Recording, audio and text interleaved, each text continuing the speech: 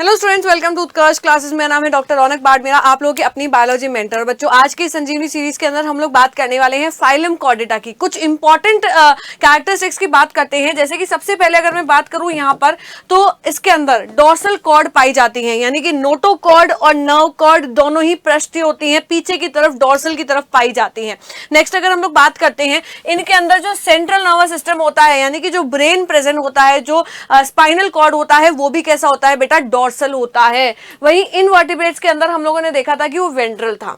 इनके अंदर और क्या विशेष चीज पाई जाती है, तो फेरेंजियल गिल स्लिट्स पाए जाते हैं, ग्रसनीय क्लोम छिद्र कॉर्डेटा के अंदर पाई जाती हैं। साथ ही साथ इनमें जो हृदय होता है वो अधरी होता है, यानी कि हार्ट इनके अंदर वेंट्रली प्रेजेंट होता है। और सर्कुलेटरी सिस्टम इनमें सभी में, यानी कि सारे कॉर्डेट्स के अंदर सर्कुलेटरी सिस्टम क्लोज्ड प्रकार का पाया जाता है। नेक्स्ट अगर मैं यहाँ पर देखूं तो क्लासिफिकेशन ऑफ कॉर्डेट की अगर मैं बात करूं तो बहुत ही ज्यादा इंपॉर्टेंट है। ध्यान देना बेटा, कॉर्डेट्स को दो ग्रुप्स के अंदर डिवाइड किया जाता है, प्रोटोकॉर्डेटा और यूकॉर्डेटा। प्रोटोकॉर्डेटा जो होते हैं उन्हें हम लोग निम्न कॉर्डेटा भी कहते हैं, लोअर कॉर्डेटा भी कहते हैं, और इन्हें एक क्रेनिएटा भी कहा जाता है, क्योंकि इनके अंदर क्रेनियम नहीं होता है, ब्रेन बॉक्स एब्सेंट होता है। इनके अंदर दो सब फाइलम आते हैं, एक होता है यूरोकॉर्डेटा, दूसरा होता है यहाँ पर सिफेलोकॉर्डेटा। यूरोकॉर्डेटा उन कॉर्डेट्स को कहते हैं जिनके सिर्फ और सिर्फ लार्वा में नोटोकॉर्ड पाई जाती हैं, पर उनके वयस्क में कॉर्ड अनुपस्थित होती हैं। इसीलिए तो यूरो का मतलब होता है टेल, और सिर्फ टेल के अंदर, वो भी सिर्फ लार्वा में इनमें पाई जाती हैं। एडल्ट में यानी कि वयस्क में इनके अंदर उपस्थित नहीं होती है कॉर्ड। वहीं अगर हम लोग बात करें सिफेलोकॉर्डेटा की, तो इनमें सिर्फ शीर्ष में ही कॉर्ड पाई जाती हैं, इसीलिए इनका नाम दिया जाता है सिफेलोकॉर्डेटा। बात करते हैं हम लोग हायर वर्टिब्रेट्स, हायर कॉर्डेट्स की, यानी कि क्रेनिएटा की, जिसे हम लोग यूकॉर्डेटा कहते हैं। इनमें क्रेनियम उपस्थित होता है और इनका एक ही सब फाइलम है, वर्टिब्रेटा।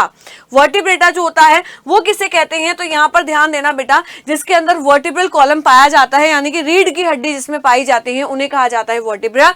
रीढ़ की हड्डी के बीच में से होकर के गुजरती है स्पाइनल कॉर्ड। वर्टिब्रेट्स के अंदर हार्ट जो होता है, हृदय जो होता है, वो कक्षों के अंदर विभाजित होता है। 2, 3 और 4 कक्ष जो होते हैं वो वर्टिब्रेटा के जंतुओं में देखने को मिलते हैं। साथ ही साथ इनमें किडनी जो है वो डेवलप्ड प्रकार की पाई जाती है, और इनके अंदर अंतः कंकाल जो होता है, एंडोस्केलेटन जो होता है, वो कार्टिलेज और ब्रेन का बना हुआ होता है। तो ये सभी होते हैं वर्टिब्रेटा। अगर मैं बात करूं इनके डिवीजन की, है ना, इनका जो फर्दर विभाजन होता है बेटा, वो किया गया है डिवीजन में। 2 डिवीजन होते हैं, एग्नेथा और ग्नेथोस्टोमेटा। एग्नेथा उन जंतुओं कहते हैं जिनके अंदर जबड़े नहीं पाए जाते हैं। तो ए का मतलब होता है एब्सेंट, जी मतलब होता है जॉज, तो इनमें जबड़े नहीं होते हैं। ग्नेथोस्टोमेटा के अंदर जबड़े होते हैं। अगर हम लोग बात करते हैं एग्नेथा की, तो इन्हें वर्ग के अंदर विभाजित किया जाता है, जिसका नाम है साइक्लोस्टोमेटा। साइक्लोस्टोमेटा के कुछ महत्वपूर्ण लक्षण इस प्रकार से हैं कि ये एक्टोपैरासाइट होते हैं, यानी कि बाह्य परजीवी होते हैं साइक्लोस्टोमेटा। दूसरी बात, इनके अंदर क्लोम जोड़ों में पाए जाते हैं, यानी कि 6 से 15 क्लोम जोड़े इनके अंदर उपस्थित होते हैं।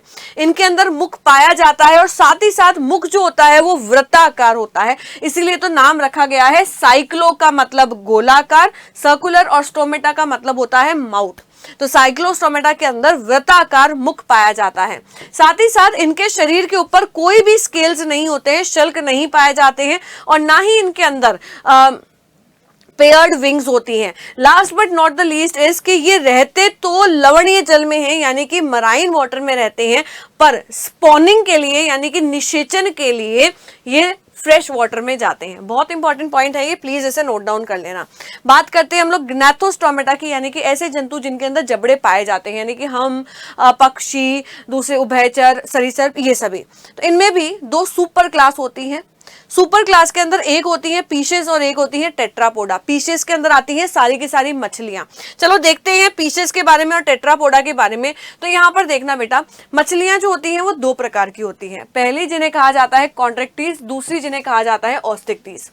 ऐसी मछलियां जिनके अंदर अंतः कंकाल कार्टिलेज का बना हुआ होता है, उन्हें कहा जाता है कॉन्ट्रेक्टीज।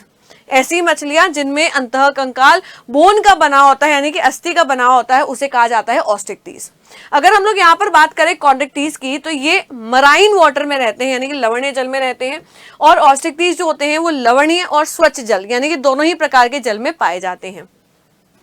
कॉन्ट्रेक्टिल्स के अंदर मुख जो होता है वो अधर होता है, यानी कि माउथ जो होता है वो वेंट्रल होता है। वहीं अगर मैं बात करूं ऑस्ट्रिक्टिल्स की, तो इनके अंदर मुख जो होता है वो टर्मिनल होता है, यानी कि आगे की तरफ पाया जाता है।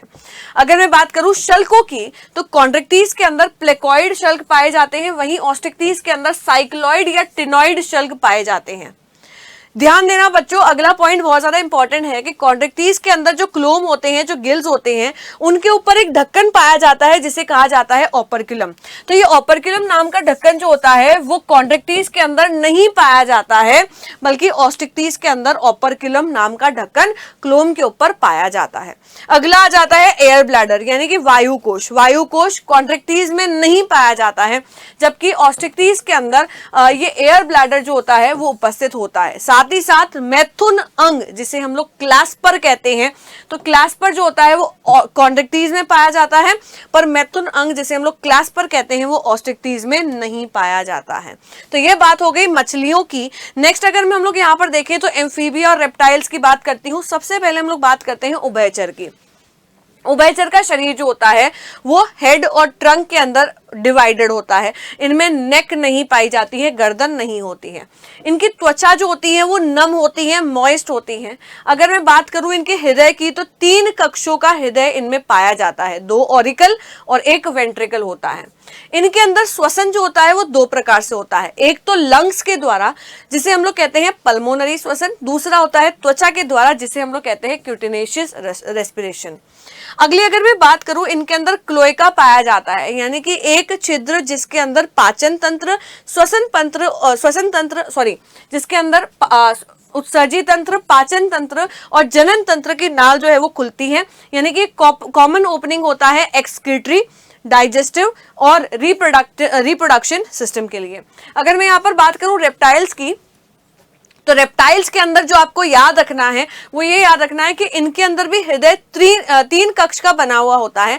पर क्रोकोडाइल और एलिगेटर जो होते हैं ऐसे सरीसृप होते हैं, ऐसे रेप्टाइल होते हैं जिनमें हार्ट 4 चैम्बर्ड होता है। बहुत इंपॉर्टेंट पॉइंट है, प्लीज इसे याद रखना। नेक्स्ट इज रेप्टाइल्स के अंदर यानी कि सरीसृपों के अंदर निषेचन जो होता है वो आंतरिक होता है, इंटरनल होता है, और एक डाइसेस का प्रोसेस इनमें देखने को मिलता है। मतलब समय समय पर ये अपने बाहर की त्वचा जो है वो इसे शेड करते रहते हैं, हटाते रहते हैं, और नई त्वचा जो है वो आती रहती है, जैसे सांप के अंदर होता है, दूसरे सरीसृपों के अंदर भी देखने को मिलता है।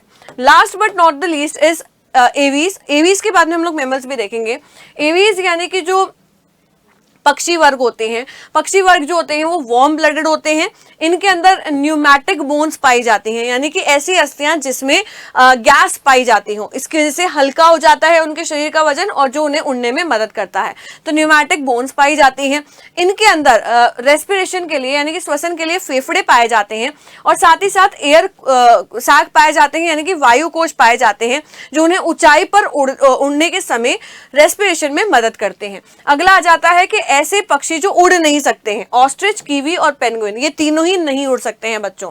साथ ही साथ एवीज के अंदर हार्ट जो होता है वो 4 चैम्बर्ड का होता है। अब आ जाता है हम यानी कि मैमल्स। मैमल्स के अंदर आपको क्या याद रखना है कि ये वार्म ब्लडेड होते हैं। साथ ही साथ सारे के सारे स्तनधारी जो होते हैं वो विविपेरस होते हैं, यानी कि जरायु जो होते हैं जो शिशुओं को जन्म देते हैं। पर कुछ स्तनधारी ऐसे भी होते हैं जो अंड प्रजक होते हैं, यानी कि जो अंडे देते हैं, जो एग लेइंग होते हैं। कौन से होते हैं, यहाँ पे बहुत इंपॉर्टेंट है, पहले भी प्रश्न बना है, आगे भी संभावना है। ऐसे स्तनधारी जो अंड प्रजक होते हैं, जो अंडे देते हैं, उन्हें कहा जाता है ऑर्निथोरिंकस, या फिर इन्हें ही क्या कहा जाता है, प्लेटिपस जो है वो इसका अच्छा खासा उदाहरण है। तो आई होप सो कि ये सेशन जो है वो आप लोगों के लिए बहुत ही ज्यादा इन्फॉर्मेटिव रहने वाला है। डू सब्सक्राइब दिस चैनल अगर आप लोगों ने अभी तक सब्सक्राइब नहीं किया है तो। अगर हाँ वीडियो पसंद आया तो इसे प्लीज लाइक जरूर करना। Thank you.